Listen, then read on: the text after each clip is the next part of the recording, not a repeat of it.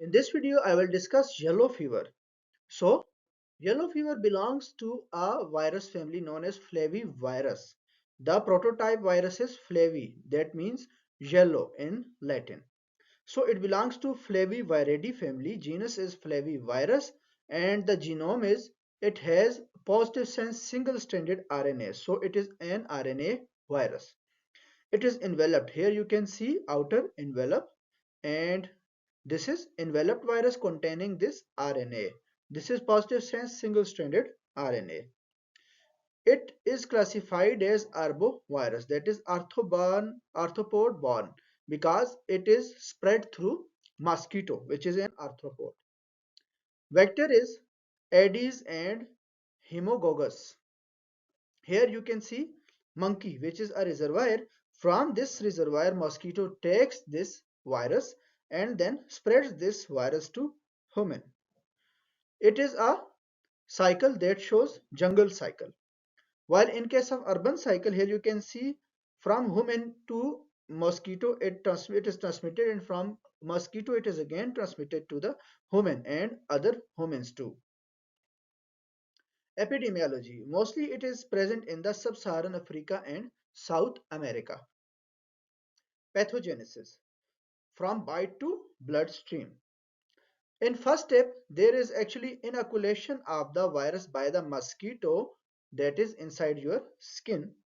Then from the skin, this replicates into the lymph nodes, that is inside the dendritic cells and lymph nodes. Here you can see it is replicating inside the lymph nodes.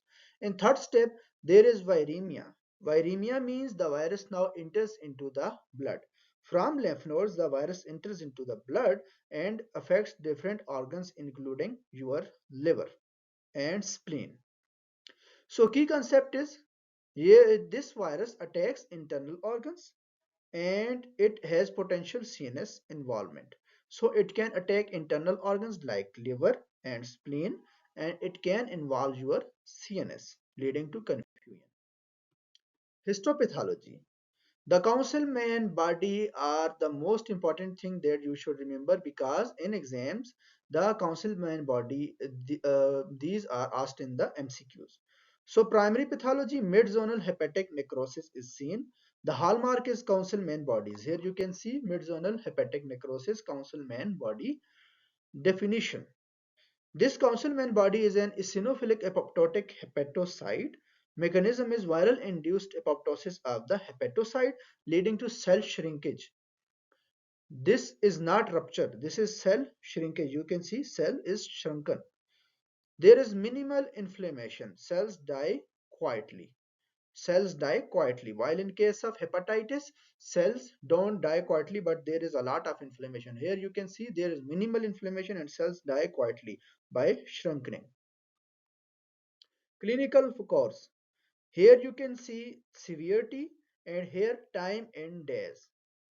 In first 3 to 6 days, this is incubation period.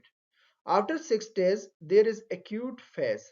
This acute phase lasts for almost 6 days, and there may be remission over this time period. After these 12 days, if the virus is not cleared from your body, then it goes to toxic phase. Here you can see this is severity. So this is severity grade and this is time period. So after 15 days of time period, the disease may become severe. So this is toxic phase. Only 15% of the patients progress to toxic phase. What is toxic phase? It can lead to hemorrhage. Phase 1. In case of acute phase, there is abrupt and sudden onset. Symptoms are high-grade fever and chills, like any other viral illness like dengue. So severe headache and back pain and myalgia, nausea and vomiting and malaise. In this way, you can also suspect other viral illnesses like dengue, and you can also suspect Plasmodium falciparum or other plasmodial infections. This has the duration of 3 to 4 days. Clinical pulse, Fidget sign. This is very much important. It is also asked in the exam. The patient develops high-grade fever, almost 39 degrees centigrade or more. The pulse to temperature dissociation is seen in case of yellow fever. It means if the patient has high-grade fever, then the pulse should also rise. There should be tachycardia. But in this case, in case of yellow fever, you will see relative bradycardia. What are the other types of fevers in which you can see bradycardia? Typhoid fever. Also, you can see bradycardia in Legionella pneumophila infection. So what is its significance? Its significance is it helps us to distinguish different types of illnesses. It is seen in typhoid and brucellosis and also Legionella infection.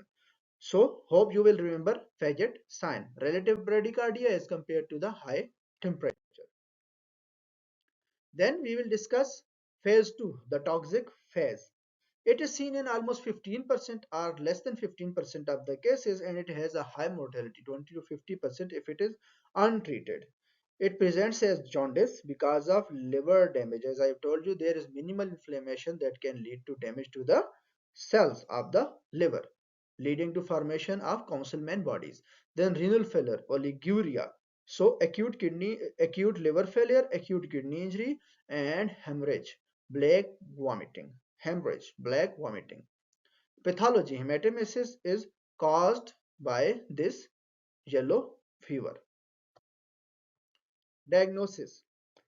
It should be diagnosed as early as possible, but the diagnosis is sometimes difficult because a lot of diseases can mimic such types of features.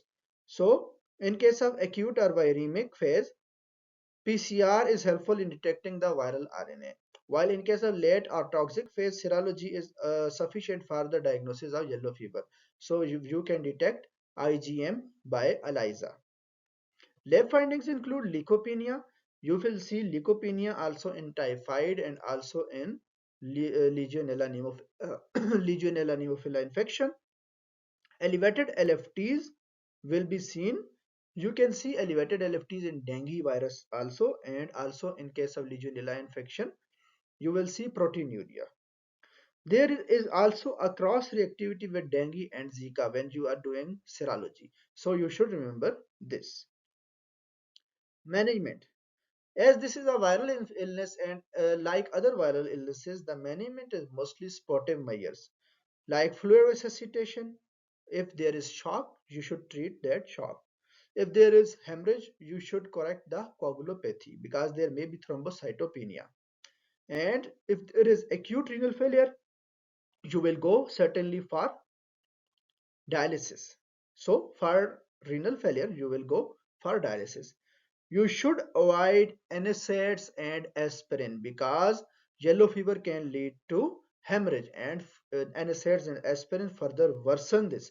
So these are contraindications, aspirin and NSAIDs. They increase bleeding risk due to platelet dysfunction.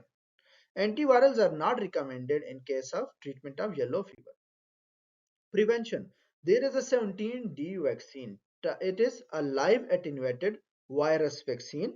So you should remember the vaccine for yellow fever is live attenuated vaccine.